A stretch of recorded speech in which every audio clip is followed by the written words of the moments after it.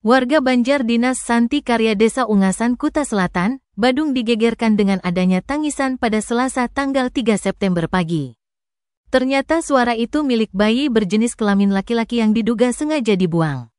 Kasih Humas Polresta Denpasar AKPI Ketut Sukadi menerangkan, anak yang diduga baru lahir tersebut ditemukan pertama kali oleh warga bernama I Nyoman Ngurah Aryawan. Awalnya saksi sedang olahraga pagi sekitar pukul 5:03 WITA. Saat hendak pulang pria itu mendengar tangisan mirip bayi. Saksi yang merasa penasaran pun mencoba menghampiri sumber suara untuk memastikan. Benar saja, dia menemukan ada bayi yang sedang menangis di semak-semak depan sebuah rumah kosong. Kondisi bayi terbungkus handuk putih, kain pelangi dan kain biru dongkal. Posisinya menengadah kaki dan tangan keluar dari bungkusan handuk. Maka Aryawan langsung meminta bantuan kepada pemilik warung yang berada tak jauh dari lokasi. Mereka lantas membuka bungkus handuk dan memastikan bayi masih hidup. Warga tidak menemukan surat atau wasiat di sekitar tempat kejadian perkara.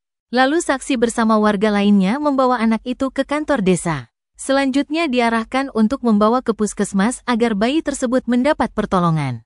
Berdasar pemeriksaan dari dokter jaga puskesmas bernama Yuni, tali pusar bayi telah dipotong sebelumnya. Saat tiba di puskesmas, bayi tidak menangis namun kondisinya memprihatinkan. Karena menguning dan agak membiru. Bahkan terdapat luka memar pada pinggir telapak kaki kanan dan bengkak kelopak mata. Diduga luka memar dan bengkak pada bayi disebabkan oleh gigitan semut atau serangga. Diperkirakan, bayi itu lahir pada tanggal 2 September tahun 2024 sore hari. Setelah dilakukan rangkaian pemeriksaan dan observasi, kondisi bayi dinyatakan stabil. Saat ini sedang dilakukan penyelidikan terhadap oknum tak bertanggung jawab yang tega membuang buah hatinya tersebut.